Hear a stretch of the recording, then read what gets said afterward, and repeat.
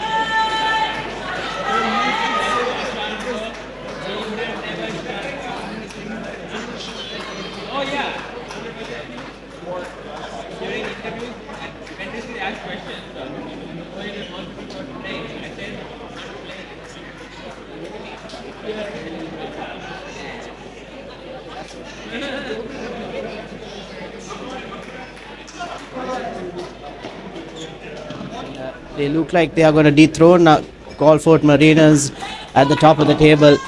And if it was definitely an enthralling and high stakes Group A match that we saw just a couple of minutes ago. So what do you think about how the Aces have gone about the Group A fixture so far? Well, to be honest, I thought the Aces are playing with a lot of passion. They're playing a lot of commitment, and they are really playing to defend the title. And it's so commendable to them.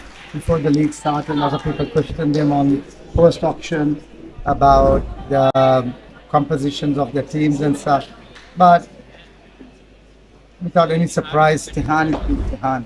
He's just being an absolute king in the court. And you saw the last game, he played against Dilwan and Upeka, and he controlled the entire game, and they came back from one set down to actually win it. So it's a commendable position to be in at the moment. Indeed, and Tehan and Nilumi both had a great day out. I think Nilumi was back for revenge. She lost the women's doubles against Upeka, and she did very well in the mixed doubles. But on the other side of the court, in court 2, it's been a one-sided affair in terms of the Ahangama ballers Yala Rangers tie, hasn't it, Ifam? It's quite not too surprising because Yala Rangers did lose their key player for unfortunate circumstances, and that women's double tie cost them a lot because they lost, I think, 6-1, 6-2 or something around that score line. So that was the turning point in this tie. Yeah, but also I think this goes into the whole mindset of sports as well. When you've been preparing for a tournament or a league of this nature, and then at the last moment you get such an unfortunate injury as Amrita had. It's going to take a toll on the entire squad, and the entire squad composition has to change, and the entire mechanics of how you want to play the league changes. So I think you can see that happening, but you got to feel for the Yala Rangers. But they had a post-auction again. They had a really, really strong team. Rajiv, Amrita, Shamal, Rajiv. But well, I guess that's the beauty of sport, you know. It can change in a minute, in a day, in a few days, and that's exactly what we're seeing here.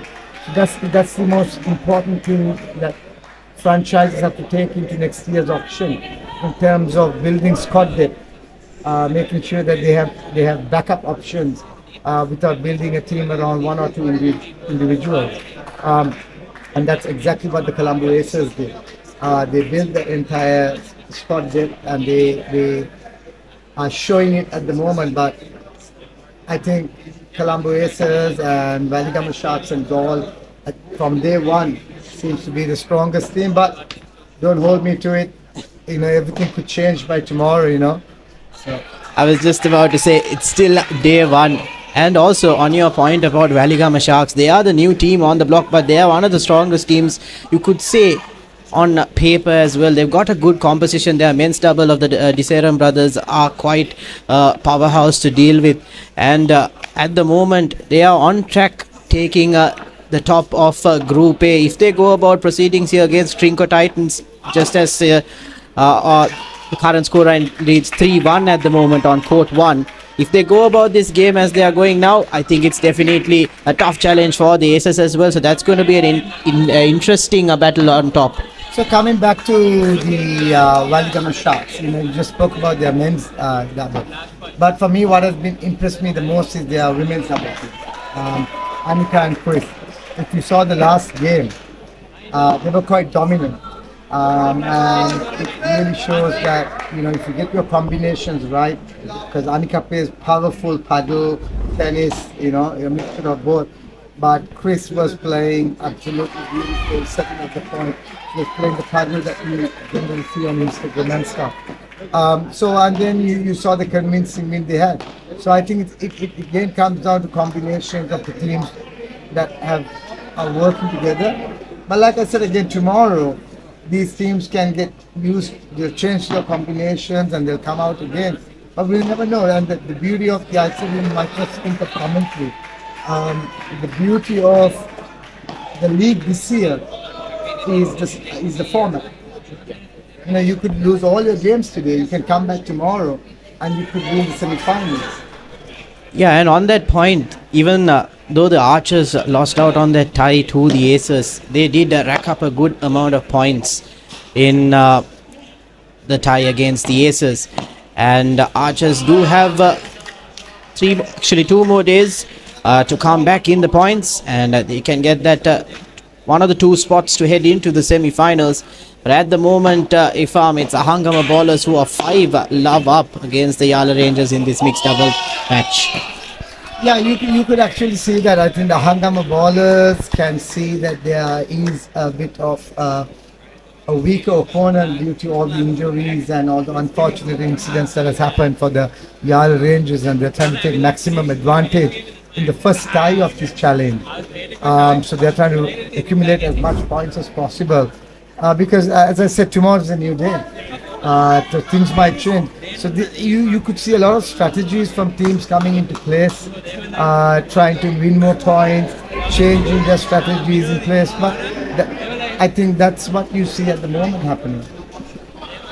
Indeed, and tactics and strategies will play a huge part in the next couple of days. But Golfort Marinas are currently on top of the table, but Ahangama ballers, with each point that they are getting in this game against Trinco Titans in court 1, they are definitely clawing their way back to the top of Group B. It'll all depend. I think if the Ahangama ballers continue to have this streak of winning the way this set is going, I'm sure they'll end up the day with at the head of the table. But saying that again, I keep saying it. I said it. From a league's point of view, the reason why we changed the format is to make sure that a day doesn't determine who is the better team.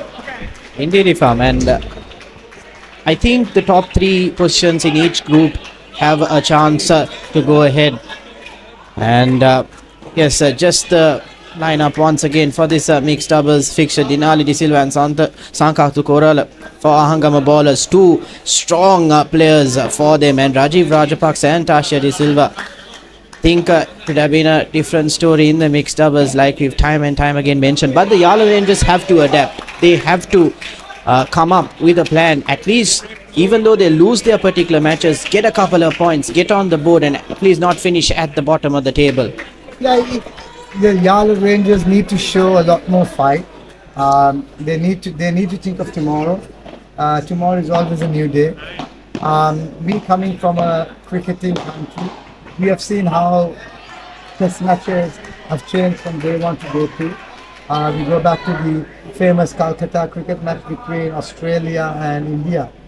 And then Harbhajan Singh bowled that amazing spell, and then previous Lakshman scored an unbelievable century with a follow-on. So in sport, there is never saying that it's not the end. It's about the fight you put in, and it's on the day. It's on the day, because every single player who's performing at the Sri Lanka Paddle League is the best that the country is producing. So they need to believe in that belief and represent their franchise and say, you know what, we're going in to win it. Indeed, and I think what the Yala Rangers can do today is just put the day behind, and like you correctly mentioned, if start a fresh day tomorrow and get as much as you can on the board in terms of points. Once again, Denali De Silva, she's had a deft touch. Normally, she does power her shots. We did see last year she was quite a powerhouse for the Yala Archers, but this time around, she's in the kit of the Ahangama ballers, and she's dominated in the women's doubles, and now in the mixed doubles as well. And that duo of Sanka and Denali is a lethal duo. They'll definitely be the mixed double team to beat in this tournament. No, absolutely. Coming back to it, I think Rajiv himself seems to be still trying to come to terms with the unfortunate things that has happened to the Yala Rangers. But Tash herself is Karin's paddle partner, and I've seen them play paddle very much. And I think Tash, I think the Yala Rangers need to get out the shell shock of what happened to their squad. I've seen a couple of their practice sessions with Shamal, Rajiv, Tash, and Amrita. They would have been a force to be reckoned with, personally, from what I can say. But unfortunately, it's a mindset block at the moment, and this is the beauty of sport. Sport is a great leveler of everything. You know, you could be the best on one day, you could be sports changes everything, but it's about how strong you're mentally, and it takes me back to what teams like Trinco, Alna, and Colombo have been getting mental conditioning coaches just to prepare the team to how to handle the bigger crowds, how to handle such in the situation. So I think again it's a testament to the efforts that franchises put in terms of growing their franchise. And now in court one, the Ahangama Sharks have taken the first set 6 games to 1, and that'll bring them closer to the Aces points tally. And looking at how things are going, the Sharks also might have an opportunity to end as leaders in a Group A. But I think let's switch back to court number 1. Let's switch back to court number 1 between Trinco and the Ahangama Titans. Because I think the reason why I wanted to switch is for all our viewers to see, because Ahangama Colombo tomorrow is going to be a massive decider. And there's so much rivalry between the two teams. As I mentioned before in commentary, Tihan and Jaitra, who won the league last year together, are playing an opposite team. So it's going to be an unbelievable team. So you'll all see how much Trinco does, but we should not wipe off Trinco because they got Rodri. And there's one more tie to go, which is the mixed doubles.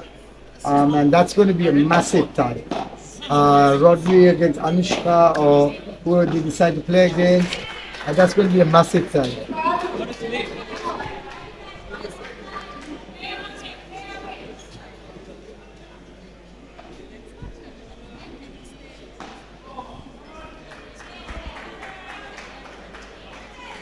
Yeah, so we're just getting the stats on ticket sales. So we have done almost 157 tickets sold today on a day pass. We've closed our season pass because we sold out yesterday. So it shows the massive interest towards the Sri Lanka Paddle League. And I think the next few days it's just going to be electrifying atmosphere, and the organizers have done an amazing job in terms of putting together entertainment / high quality paddle.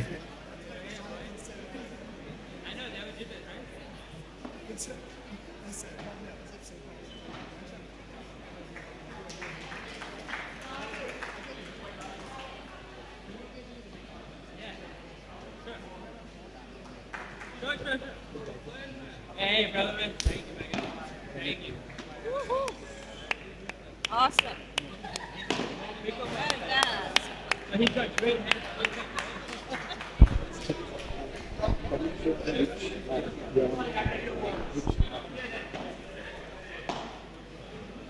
So we did a quick switch from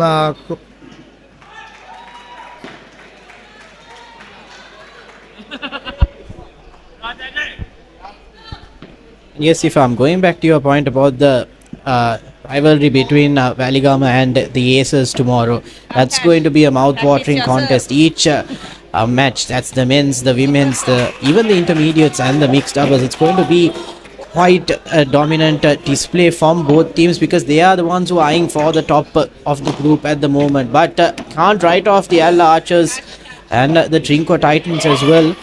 But as things are going at the moment, Valigama Sharks are dominating the Trinco Titans. Yeah, but if you go back to the overall score, there's no. It's about a 3 to 4 points between each one of these teams, if I'm not mistaken.